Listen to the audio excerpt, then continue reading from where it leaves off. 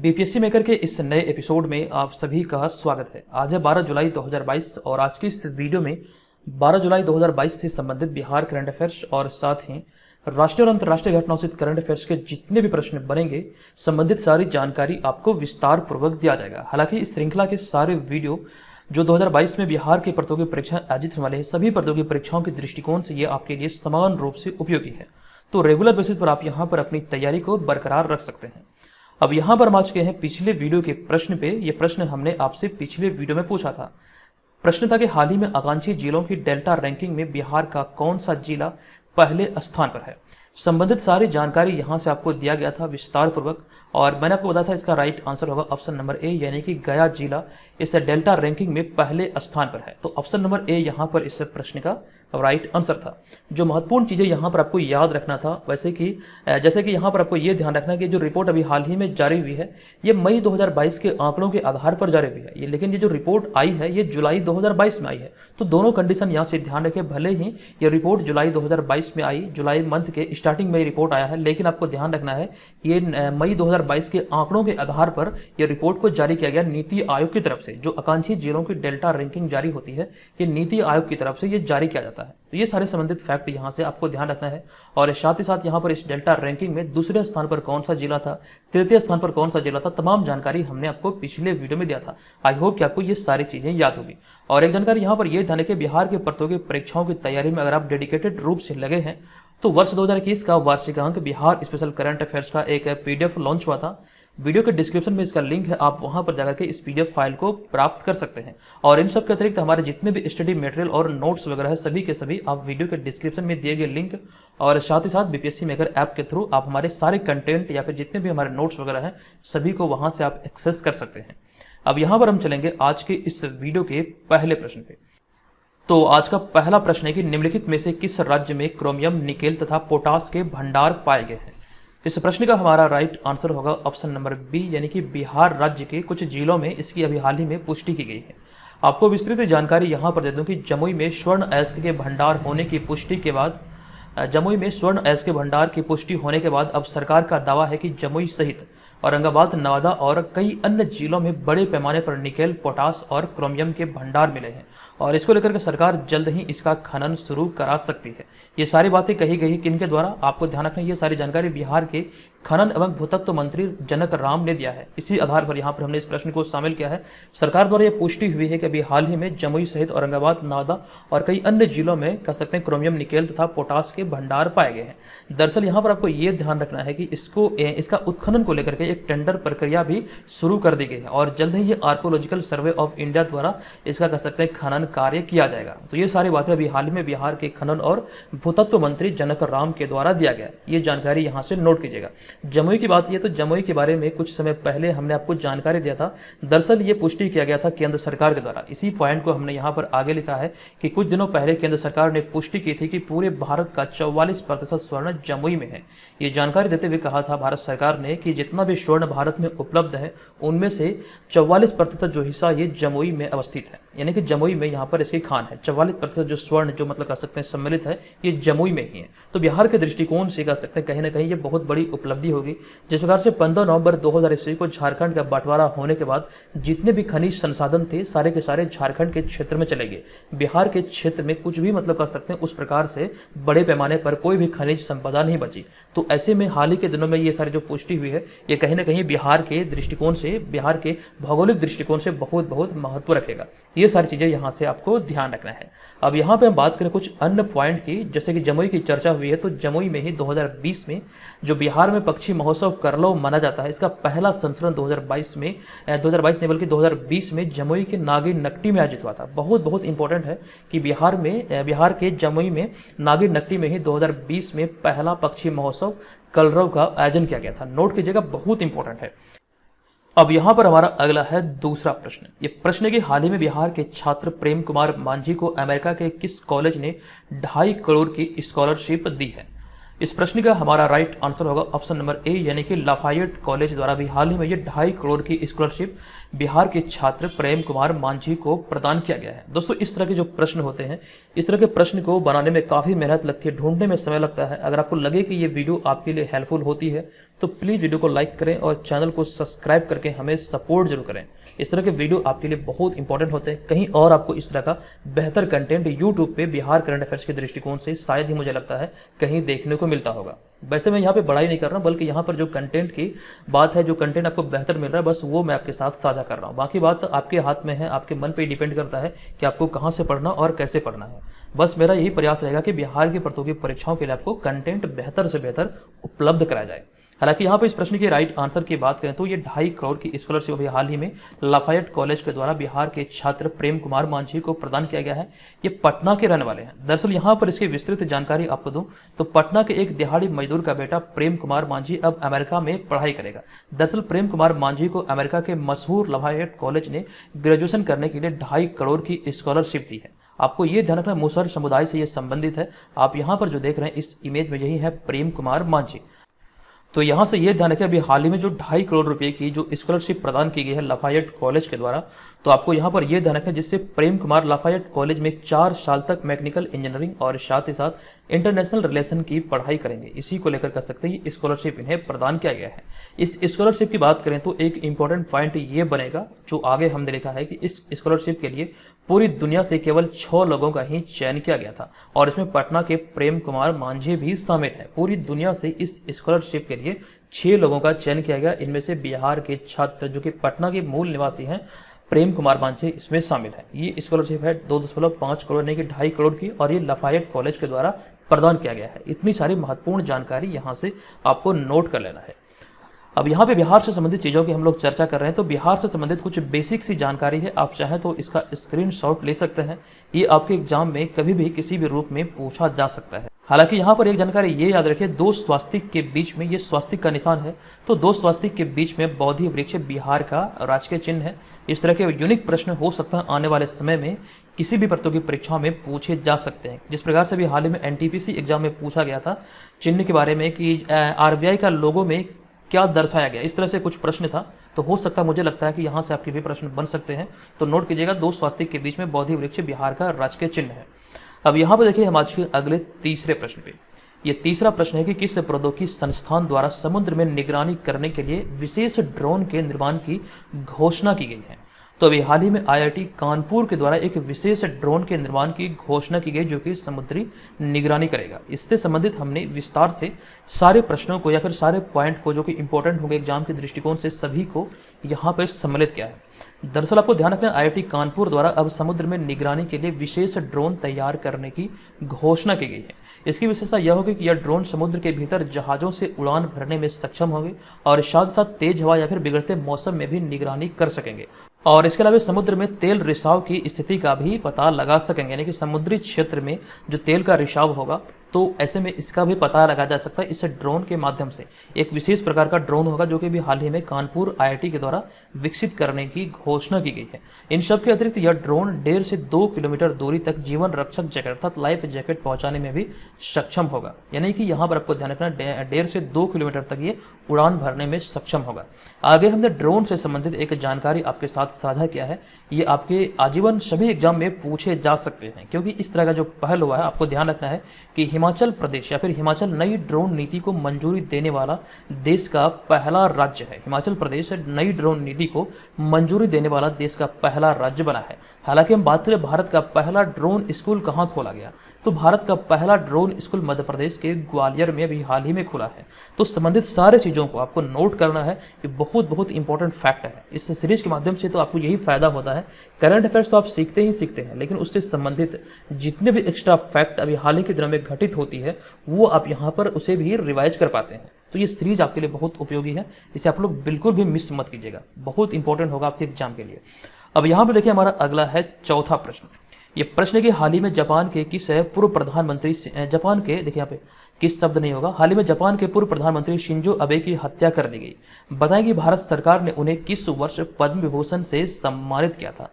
Important प्रश्नों की श्रेणी में आप इसे रखेंगे, बहुत इंपॉर्टेंट है। हाल ही में जापान के पूर्व प्रधानमंत्री शिंजो अबे की हत्या कर दी गई, आप सभी जानते हैं, लेकिन प्रश्न पूछा गया है कि बताएं कि भारत सरकार ने उन्हें किस वर्ष पद्म विभूषण से सम्मानित किया था?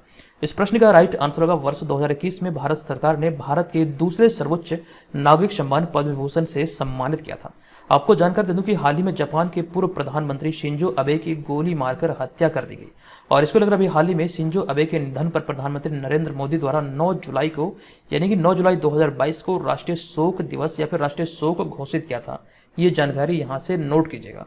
शिंजो अबे की बात करें तो भारत से उनका गहरा नाता था और वे अपने प्रधानमंत्री कार्यकाल में सबसे ज्यादा बार भारत आने वाले जापानी प्रधानमंत्री थे। ये ध्यान रखिएगा, बहुत इंपॉर्टेंट होगा।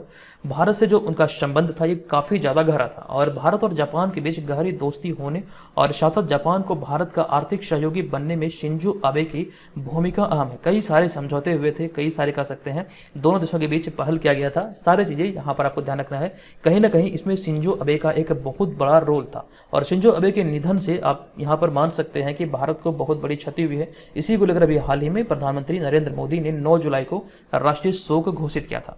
अब शिंजो अबे की बात करें तो शिंजो अबे को जनसेवा के क्षेत्र में उत्कृष्ट कार्यों के लिए भारत सरकार ने वर्ष 2021 में पद्म विभूषण सम्मान से सम्मानित किया था। ये नोट कीजिएगा, वर्ष 2021 में भारत का जो दूसरा सर्वोच्च नागरिक सम्मान है पद्म विभूषण, इनसे इन्हें सम्मानित किया गया था। हालांकि भारत का जो 4 सर्वोच्च नागरिक सम्मान है इनमें पहला होता है भारत रत्न, दूसरा होता है पद्म विभूषण, तीसरा होता है पद्म भूषण और चौथा होता है पद्मश्री। तो ये सारी चीजें यहाँ से ध्यान रखिए। जबकि पड़ोसी देश हम पाकिस्तान की बात करें तो पाकिस्तान का सर्वोच्च नागरिक सम्मान है निशान ए पाकिस्तान, तो ये भी नोट करने लायक है। अगला होगा हमारा चौथा प्रश्न, चौथा नहीं बल्कि 5वां प्रश्न। ये प्रश्न है कि हाल ही में getting the bread the Gen Z way to success पुस्तक का विमोचन किया गया। बताएं कि निम्न में से इसके लेखक कौन है। इस पुस्तक का नाम है getting the bread the Gen Z way to success. इस पुस्तक के लेखक के बारे में यहाँ पे पूछा गया है कि इसके लेखक कौन है। तो राइट आंसर होगा हमारा ऑप्शन नंबर डी यानी कि प्रार्थना बत्रा, जो कि भारत की एक कह सकते हैं लेखक के तौर पर ये उभर कर अभी हाल ही में सामने आई है। हालांकि ये सोशल एक्टिविटिस्ट हैं, जो कि आपको यहाँ पर ध्यान रखें, इनसे संबंधित जानकारी लिखा गया कि हाल ही में प्रार्थना बत्रा द्वारा लिखित पहली पुस्तक getting the bread the Gen Z way to success का विमोचन किया गया। तो नोट कीजिएगा, इसके जो लेखक ये है प्रार्थना बत्रा, लेकिन अभी हाल ही में जो इसका विमोचन हुआ ये विमोचन साक्षी मलिक द्वारा किया गया। अब प्रार्थना बत्रा की बात करें तो भारत में नारीवाद और महिलाओं के अधिकारों पर लिंग प्रवचन को सम्मानित करने के लिए एक ऑनलाइन प्लेटफॉर्म लज्जा डायरीज की यह सह संस्थापक भी है। ये आप यहाँ से ध्यान रखिएगा। हालांकि जो इंपॉर्टेंट है, इस पुस्तक का नाम इंपॉर्टेंट है, किसके द्वारा विमोचन किया गया और इसके लेखक कौन है, ये सारी चीजें यहाँ से ध्यान रखिएगा। अगला होगा हमारा छठा प्रश्न। छठा बहुत इंपॉर्टेंट प्रश्न है। ये प्रश्न के हाल ही में जीएसटी परिषद द्वारा जीएसटी अपीलीय न्यायाधिकरण पैनल का अध्यक्ष किसे बनाया गया है। राइट आंसर होगा हमारा ऑप्शन नंबर ए यानी कि दुष्यंत चौटाला, जो कि हरियाणा के उप मुख्यमंत्री हैं। आपको जानकर दे दूं कि हाल ही में जीएसटी परिषद ने हरियाणा के उप मुख्यमंत्री दुष्यंत चौटाला को नवगठित अपीलीय न्यायाधिकरण पैनल का अध्यक्ष बनाया गया है और इस समूह में 6 सदस्य हैं और यह जीएसटी अपीलीय न्यायाधिकरण की स्थापना के लिए कानून में आवश्यक बदलाव का सुझाव देगा। इसको लेकर अभी हाल ही में यह पैनल गठित किया गया जिसमें 6 सदस्य हैं। और जीएसटी की बात करें तो जीएसटी अर्थात वस्तु एवं सेवा कर भारत में वस्तुओं और सेवाओं की आपूर्ति पर उपयोग किया जाने वाला एक अप्रत्यक्ष कर है। एग्जाम्स में आपसे पूछा जा सकता है कि जीएसटी जो एक प्रकार का कर है ये कैसा कर है, इसे आप किस कैटेगरी में रख सकते हैं, या फिर डायरेक्ट या फिर इनडायरेक्ट। तो यह एक इनडायरेक्ट यानी कि अप्रत्यक्ष कर है। और आपको यहाँ पर यह ध्यान रखना है, जीएसटी को 101वें संविधान संशोधन अधिनियम 2016 द्वारा लाया गया था और आधिकारिक तौर पर 1 जुलाई 2017 को भारत में जीएसटी लागू किया गया था। ये डेट याद रखिए, ये आंकड़े वाले प्रश्न इंपॉर्टेंट होते हैं। 1 जुलाई 2017 को भारत में जीएसटी लागू हुआ था और ये आपको ध्यान रखना 2016 में 101वें संविधान संशोधन द्वारा ये प्रावधान किया गया था। ये संबंधित सारे फैक्ट एग्जाम के दृष्टिकोण से इंपॉर्टेंट है। नेक्स्ट होगा हमारा 7वां प्रश्न। ये प्रश्न की हाल ही में भारतीय मूल की कौन सी अर्थशास्त्री पूर्व मुख्य अर्थशास्त्रियों की दीवार पर अंकित होने वाली पहली महिला और दूसरी भारतीय बन गई है। दरअसल यहाँ पर आपको ये ध्यान रखना है, इस प्रश्न का हमारा राइट आंसर होगा गीता गोपीनाथ। आप यहाँ पर इस प्रश्न के एक्सप्लेनेशन को देखेंगे तो आप यहाँ पर चीजों को बेहतर तरीके से समझ पाएंगे। दरअसल यहाँ से आपको ये ध्यान रखना है कि हाल ही में अंतर्राष्ट्रीय मुद्रा कोष यानी कि IMF द्वारा घोषणा किया गया है कि अपनी पहली महिला मुख्य अर्थशास्त्री गीता गोपीनाथ की तस्वीर अपने पूर्व मुख्य अर्थशास्त्रियों की तस्वीर के साथ लगाएगा। यानी कि जो आईएमएफ के जो मुख्य अर्थशास्त्री अब तक हुए हैं, जिनकी कह सकते हैं जो तस्वीर है जो वहाँ पर ऑफिस में या फिर जो कह सकते हैं मुख्यालय में लगाया हुआ है, तो ऐसे में जो पहली मुख्य अर्थशास्त्री महिला के तौर पर देखें, बतौर महिला आईएमएफ की जो पहली मुख्य अर्थशास्त्री ये गीता गोपीनाथ है।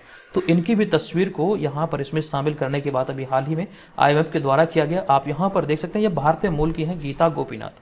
आपको जानकर दे दूं कि यह दर्जा प्राप्त करने वाली वह पहली महिला और साथ ही साथ दूसरी भारतीय है।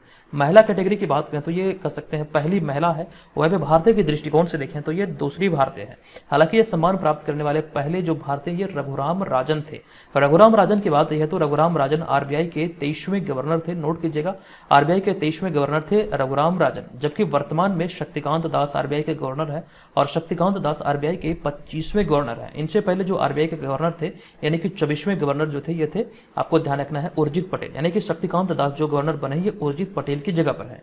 और इसके अलावा हमारा अगला पॉइंट है कि गीता गोपीनाथ आईएमएफ की पहली महिला मुख्य अर्थशास्त्री है। यही जानकारी हमने यहाँ पर आगे यहाँ पर दिया था। आपको यहाँ पर यह ध्यान है, गीता गोपीनाथ आईएमएफ अर्थात अंतर्राष्ट्रीय मुद्रा कोष की पहली महिला मुख्य अर्थशास्त्री होने का गौरव इन्हें प्राप्त है और वे वर्तमान में 21 जनवरी 2022 से अंतर्राष्ट्रीय मुद्रा कोष के प्रबंध निदेशक के रूप में कार्यरत हैं। तो ये सारी जानकारी यहाँ से आप नोट कीजिएगा। नेक्स्ट होगा हमारा 8वां प्रश्न, लेकिन उससे पहले यहाँ पर हमने चर्चा किया था आरबीआई के बारे में। तो आरबीआई से जुड़े हुए कुछ फैक्ट हैं, कई बार एग्जाम में पूछे गए हैं।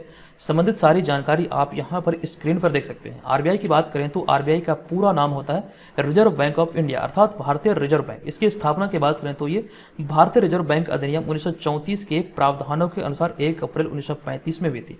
यानी कि आरबीआई जो गठित हुई थी ये 1 अप्रैल 1935 में इसकी स्थापना हुई थी। आरबीआई भारत का केंद्रीय बैंक है और यह भारत के सभी बैंकों का संचालक है।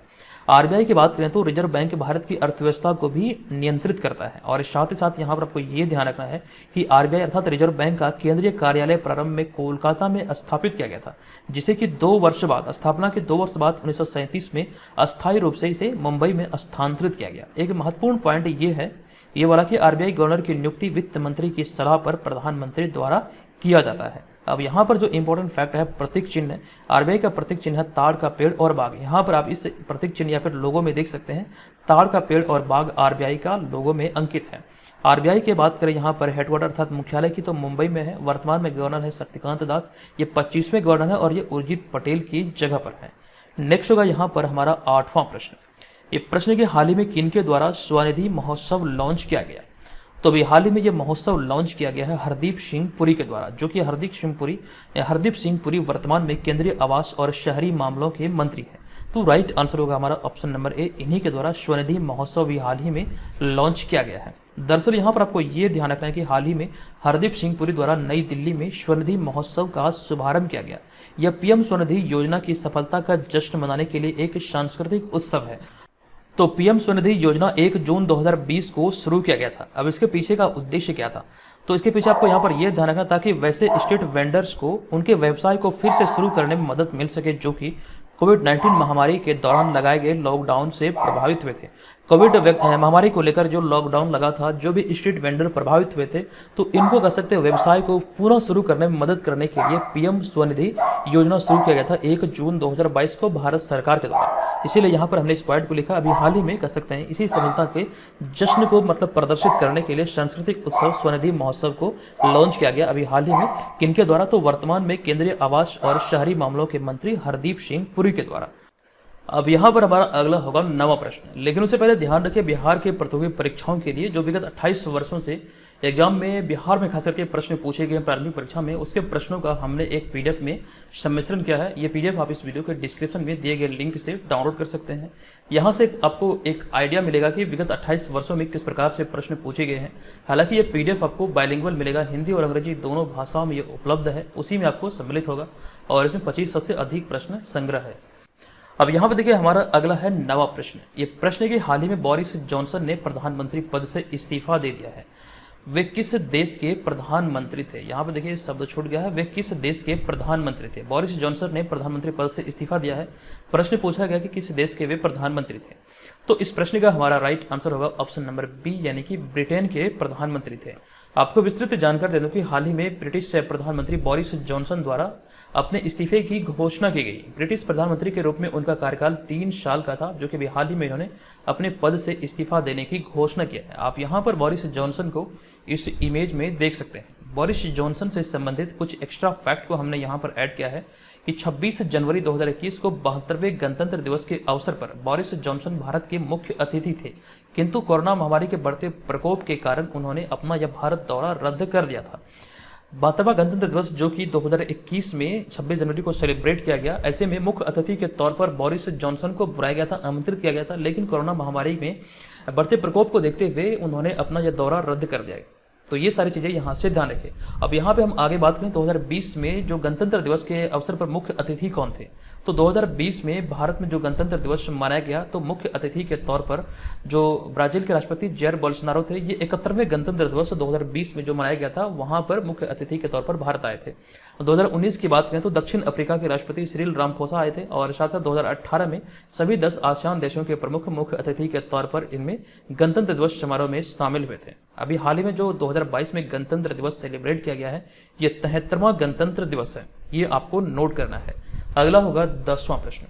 ये प्रश्न के हाल ही में किस राज्य या फिर केंद्र शासित प्रदेश सरकार ने मिशन कुशल कर्मी की शुरुआत की है। तो राइट आंसर होगा इसकी शुरुआत अभी हाल ही में नई दिल्ली सरकार के द्वारा किया गया। आपको नोट करना कि हाल ही में नई दिल्ली सरकार द्वारा मिशन कुशल कर्मी कार्यक्रम की शुरुआत की गई, जिसके तहत यानी कि इसके उद्देश्य की बात करें तो इसके तहत 15-15 दिन के एक विशेष प्रशिक्षण कार्यक्रम के माध्यम से श्रमिकों का कौशल बढ़ाया जाएगा, जिसके बाद श्रमिकों की आय में वृद्धि होगी और वे अपना जीवन स्तर बेहतर कर पाएंगे। इसी दृष्टिकोण को ध्यान में रखते हुए हाल ही में ये कह सकते हैं एक प्रकार का शुरुआत किया गया, एक प्रकार का पहल किया गया दिल्ली सरकार के द्वारा। दिल्ली की बात यह तो 2 पॉइंट हमने यहाँ पर ऐड किया कि हाल ही में पर्यावरण मंत्रालय द्वारा नई दिल्ली में हरियाली महोत्सव आयोजन करने की घोषणा की गई, और साथ ही साथ हाल ही में दिल्ली सरकार द्वारा सबसे बड़े शॉपिंग फेस्टिवल की घोषणा की गई थी। ये जो आयोजन होगा शॉपिंग फेस्टिवल का, ये भारत का सबसे बड़ा शॉपिंग फेस्टिवल है अब तक का। वर्ष 2023 में इसका आयोजन होगा, यानी कि अगले वर्ष में। ये भी घोषणा भी हाल ही में दिल्ली सरकार के द्वारा किया गया था। ये सारी चीजें ऑलरेडी बताया हुआ है। अब यहाँ पर अगला प्रश्न है कि हाल ही में किस राज्य में स्थित मानगढ़ की पहाड़ी को राष्ट्रीय महत्व का स्मारक घोषित किया गया है। यह मानगढ़ की पहाड़ी की बात करें तो यह राजस्थान में स्थित है। ऑप्शन नंबर ए यहाँ पर इस प्रश्न का राइट आंसर होगा। आपको जानकारी दे दूं कि राजस्थान में स्थित मानगढ़ की पहाड़ी को राष्ट्रीय महत्व का स्मारक घोषित किया गया। मानगढ़ की बात करें तो मानगढ़ राजस्थान के बांसवाड़ा जिले का एक पहाड़ी क्षेत्र है। यह मध्य प्रदेश और गुजरात की सीमाएं से भी लगती है, ये ध्यान रखें। और यहीं पर महान संत गुरु गोविंद के नेतृत्व में 1500 यानी कि 1500 वीरों ने अपनी बलिदान दिया था, जिसको लेकर अभी हाल ही में इन सब महत्व को देखते हुए या फिर इन सारे महत्व को रेखांकित करते हुए इस पहाड़ी को राष्ट्रीय महत्व का स्मारक घोषित किया गया। आगे हमने राजस्थान की चर्चा करते हुए एक पॉइंट ऐड किया कि हाल ही में झारखंड और आंध्र प्रदेश के बाद राजस्थान यूरेनियम खनन में प्रवेश करने वाला तीसरा राज्य बन गया है। झारखंड पहला राज्य है, उसके बाद यूरेनियम खनन का जो शुरुआत करने वाला दूसरा राज्य ये आंध्र प्रदेश है। ऐसे में भी हाल ही में झारखंड और आंध्र प्रदेश के बाद तीसरा राज्य बना है राजस्थान। इसके अलावा अगला पॉइंट है कि हाल ही में राजस्थान सरकार द्वारा राजीव गांधी ग्रामीण ओलंपिक पुरस्कार प्रदान करने की घोषणा की गई थी। ये सारी पॉइंट जो आप यहाँ पे देख रहे हैं ऑलरेडी हमने आपको इसी सीरीज के अंतर्गत एकदम से विस्तार पूर्वक बतलाया है। अब यहाँ पर अगला है 12वां प्रश्न। ये प्रश्न के हाल ही में एसोसिएशन ऑफ इंडियन यूनिवर्सिटी के अध्यक्ष कौन बने हैं। तो अभी हाल ही में एसोसिएशन ऑफ इंडियन यूनिवर्सिटी के अध्यक्ष नियुक्त किए गए हैं। आपको ध्यान रखना राइट आंसर होगा सुरंजन दास, यानी कि ऑप्शन नंबर बी। नोट कीजिएगा कि हाल ही में सुरंजन दास को एसोसिएशन ऑफ इंडियन यूनिवर्सिटी का नया अध्यक्ष बनाया गया। वे जादवपुर यूनिवर्सिटी के वाइस चांसलर हैं। इनसे संबंधित हमने एक जानकारी आपको दिया था जादवपुर यूनिवर्सिटी के वाइस चांसलर सुरंजन दास से संबंधित। आई होप कि आपको याद होगा ये जानकारी। हमने ये वाला पॉइंट आपको कुछ दिन पहले बताया था। यहाँ पर यह है कि हाल ही में गांधी और चंपारण सत्याग्रह सेलेक्ट रीडिंग नामक एक पुस्तक का संपादन सुरंजन दास द्वारा ही किया गया था। आई होप कि आपको ये याद होगा। रेगुलर अगर आपने यहाँ पर सीरीज को फॉलो किया है तो आई होप आप ये सारी चीजों को याद रख पाएंगे। अब यहाँ पे एसोसिएशन ऑफ इंडियन यूनिवर्सिटी की बात करें तो यह एक संस्था है जो कि देश में यूनिवर्सिटी का एसोसिएशन करती है। और साथ ही साथ एक एक्स्ट्रा फैक्ट हमने यहाँ पर ऐड किया है कि मोहन सुब्रमण्यम, जो कि ऑप्शन नंबर ए में यहाँ पर हमने लिखा है, तो मोहन सुब्रमण्यम दक्षिण सूडान में संयुक्त राष्ट्र मिशन का फोर्स कमांडर नियुक्त किए गए हैं। ये जानकारी कल वाले वीडियो में आपको दिया गया था। तो आई होप कि आप ये सारी चीज़ों को याद रख रहे हैं और आपका रिवाइज जो है बेहतर तरीके से हो रहा है। देखिए, पढ़ना ही बहुत बड़ी बात नहीं है, उसे याद रखना भी बहुत इंपॉर्टेंट होता है। तो ऐसे में रिवाइज भी करते रहेंगे तो आपके लिए कहीं ना कहीं बहुत उपयोगी होगा। बहुत सारे लोग बोलते हैं कि सर वीडियो बहुत लंबा होता है, तो वैसे लोगों के लिए वीडियो बिल्कुल भी नहीं है। जिनको लगे कि ये वीडियो लंबा हो रहा है तो आप वीडियो मत देखें, या फिर आपके पास एक ऑप्शन ये है कि आप इसे स्पीड बढ़ा के देखिए। जो मतलब वीडियो का स्पीड होता है आप उसे बढ़ाकर इसे देख सकते हैं। लेकिन जो लोगों को लगे कि यहाँ पर ये वीडियो देखने से फ़ायदा नहीं हो रहा, वीडियो बहुत लंबा है, तो वैसे लोग बहुत अदर विकल्प की तलाश भी कर सकते हैं। लेकिन जिन छात्रों को लगे कि नहीं यहाँ से आपकी बहुत बेहतर तरीके से हेल्प हो रही है, तो रेगुलर बेसिस पर आप यहाँ पर बन सकते हैं।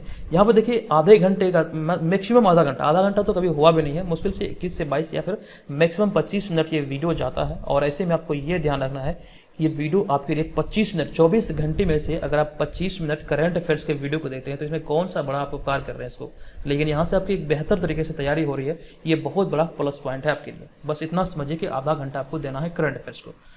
डेली पढ़ेंगे तो आपका समय कम व्यतीत होगा, आप छोड़ के पढ़ेंगे तो आपके लिए बहुत ज़्यादा मतलब कर सकते हैं कठिन हो जाएगा। अब यहाँ पर देखिए हम आज के इस वीडियो के प्रश्न पे, आज के इस वीडियो का हमारा प्रश्न है कि हाल ही में भारत को किस अवधि के लिए सांस्कृतिक विरासत के यूनेस्को पैनल में चुना गया है। संबंधित सारी जानकारी यहाँ से हमने आपको दिया है, बताएं इस प्रश्न का अब राइट आंसर क्या होगा। दोस्तों आज के इस वीडियो में इतना ही। ये वीडियो कैसा लगा कृपया आप लोग कमेंट करके जरूर बताइएगा। मिलेंगे नेक्स्ट वीडियो में, तब तक के लिए धन्यवाद, जय हिंद।